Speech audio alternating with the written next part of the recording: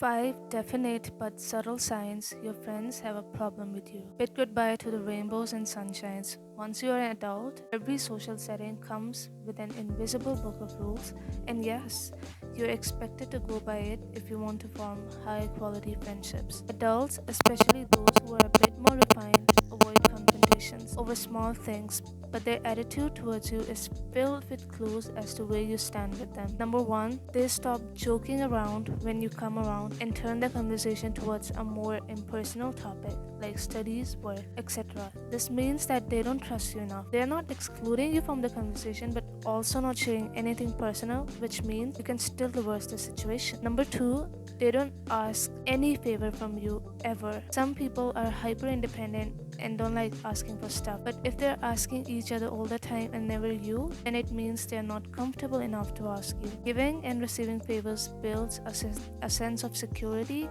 and trust, which is the foundation of any strong relationship. Number 3, they don't try to influence your decision while making plans. For example, they will say something like, "Me and I are going to that party, but you can not go if you don't want to." They leave the decision up to you. It means that they don't consider you as the core member of the group and hence not much concern about what you do or don't do. Number 4, they don't mind you canceling plans. If your friends don't postpone plans or at least try to make something work when you say that you can't come, it means that you're the disposable member of the group and your presence or absence doesn't affect them. They're not close to you and aren't concerned by what does and doesn't work for you. Number 5, they don't tell you no. Instead, they keep dragging on till you give up. It means that they don't value your energy and effort, and girls don't share when something might not be possible for them to do.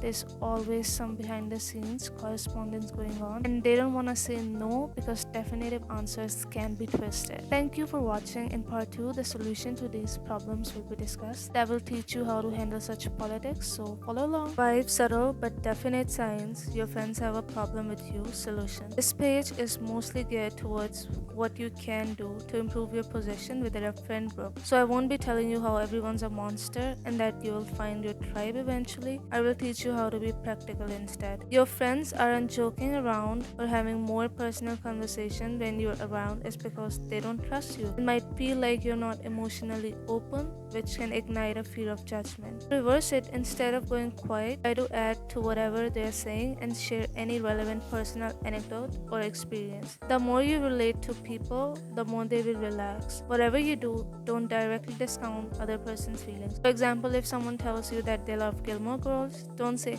"Oh, I hate it." Instead, say, "Yeah, it's an interesting show. I just don't agree with how Rory handles some situations." This won't only get your point across without invalidating the opinion of the other person, but also will prompt them to ask you, "Why do you think that?" It can lead to an interesting conversation, not only about the show, but will also let you know the person better by showing you what ideals they hold depending on how they view the series characters.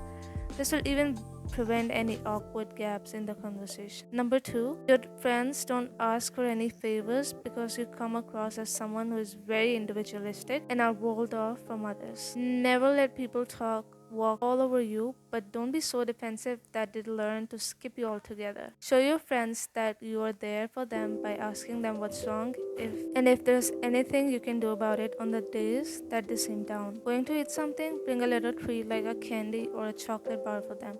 Remember that it's not the thing but the thought that counts. People really do this, so when someone does do it, they stand out even more. If people ask you for a favor and you can do it or don't want to do it, never directly say no. It's harsh and makes people feel rejected. Most girls can even hold a grudge and base their future behavior towards you. This one, no. Instead, say something along the lines of how you would love to do it but already have other commitments that you can get out of, otherwise you would have loved. This will tell them no without hurting their pride.